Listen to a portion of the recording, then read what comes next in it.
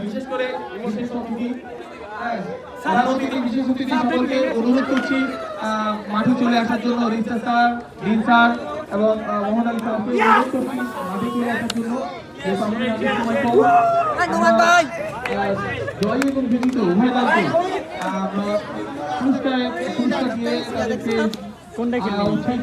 খেললি না তুই খেললি টিমে খেলবি কোন টিমে ছিলি?